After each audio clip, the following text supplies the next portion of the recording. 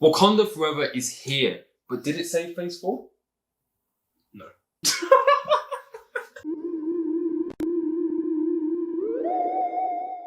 So being Phase 4 is over, and Wakanda Forever is here, and no, I don't think it saved Phase 4. But look, let's ask ourselves quickly why. Right, this is the first phase in the MCU to not end with an Avenger film or even have an Avenger film in it. Right, there's no like crazy ending that could leave your mind blown.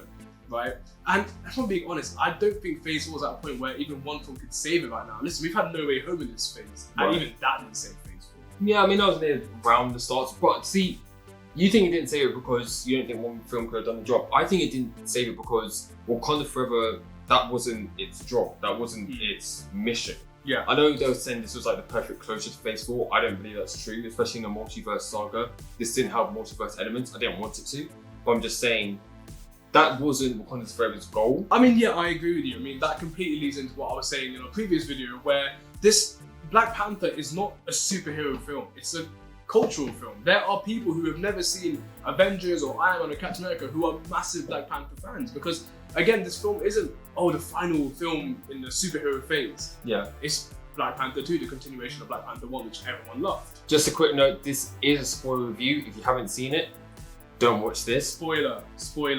I'm not putting that in. But if you haven't seen it, come back to this later once you've seen it, tell us what you thought and all that. Alright, what do you think of the plot? I think it is kind of reminiscent of the first one. Yeah. But it feels like it's on a wider scale. Like, the first one's like Killmonger's going up against the whole world. This one is kind of like Namor and his people are going up against the whole surface world and trying to take control of it.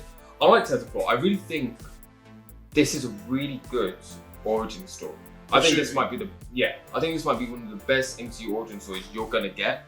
Like what it does for Shuri, the journey it takes on. That's what from taking her from this like side character to the main Black Panther. It gives her a lot to do, and like I'm just thinking about it because the film is so long. There's a lot of room to breathe, and I think that benefits her journey throughout. Like you get a lot of story beats for many of the characters. But yeah, the plot's cool. It's like it's basically a war. Yeah, it's a plot. It's basically describing the war, and it's a journey from Shuri from being a side character into becoming the main Black Panther, and her kind of coming to terms with what this means for her. And you know, it's kind of like her fight between like culture and technology. She has a really deep, like seated, like she doesn't really believe it.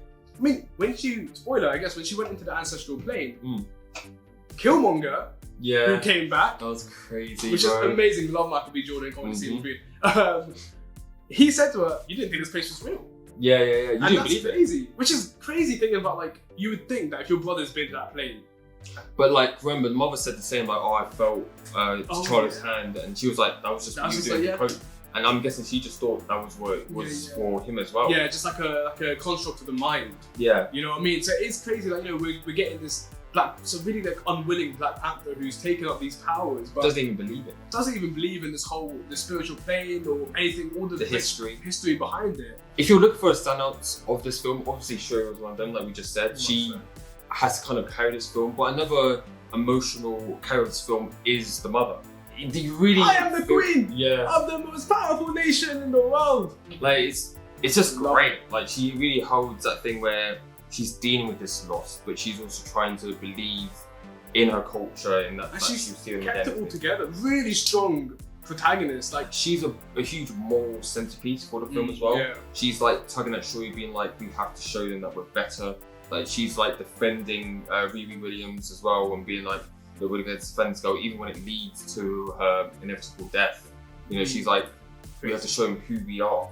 Which is the main thing. And you know, they did a really good job at like portraying Wakanda as, you know, they were doing perfectly fine without a Black Panther. Like even if the US decided to invade, which is a kind of a story point in this film, they probably could hold them off very easily. It's only when a superpowered individual, like when Namor first attacked, then you realize, damn, they are a bit out of their depth. They needed that because Shuri was against having a Black Panther. Yeah, she's like, that's the past. Like, those rituals are done. My mom said to her, have you worked on the herb? Let's get a Black Panther. She's like, no, we don't need Black Panther. You know, it was through necessity that she became the Black Panther. Yeah. I'd say, on that point, another standout is Namor. He was a good villain, like... Really good. He is... I guess in the terms of, if in a negative sense, he is sort of another sort of Killmonger. Mm. But at the same time, they really go into his backstory. Like, they show like a whole flashback of how his people came to be. It's an origin story for Namor. At the same time. Yeah, at the same time. Like, they take a good chunk out of it, and you get where he's coming from. Like, you don't agree with him, obviously. So, like, yeah, the whole idea behind it is that Riri Williams has found this thing that can find vibranium, and he's worried that that will help the world discover them. Because there's a whole source, like their world, not Atlantis. Beat that.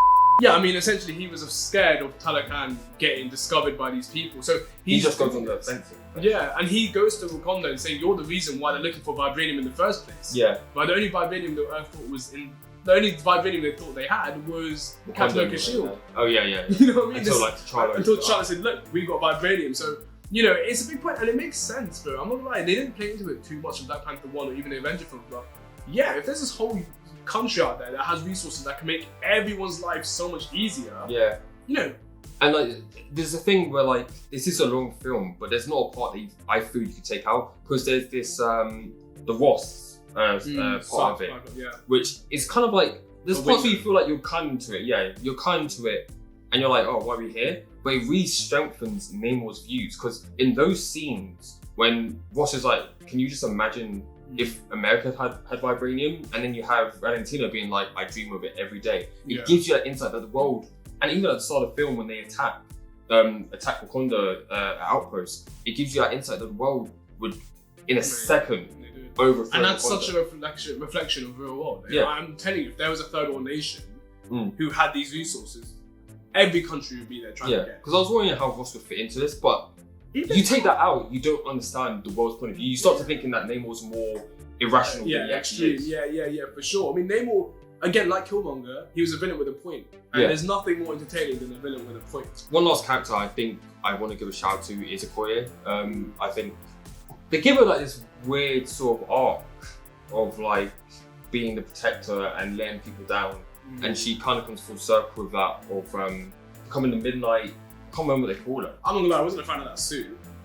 It's a bit clunky. It looked really Aquaman-esque. Yeah. You know the Aquaman, the suits they had in Aquaman? Yeah. Looks like that. You felt like that. Looks like those are nicer.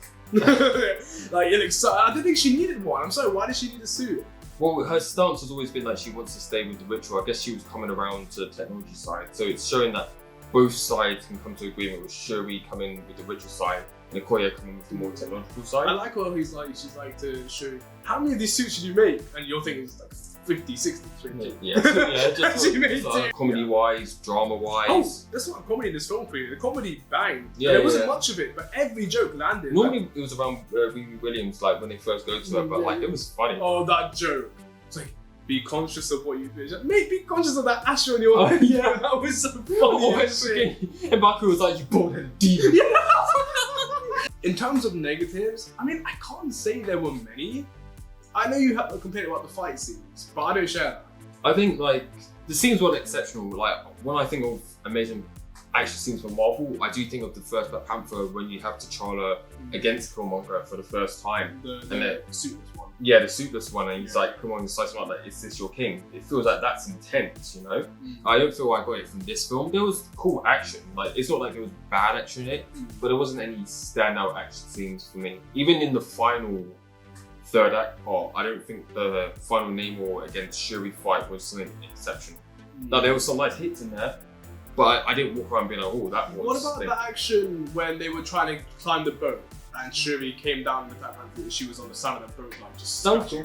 Cool. I think Shuri as Black Panther, like, I don't know how I feel about the suit or anything. I mean, I thought the suit was cool.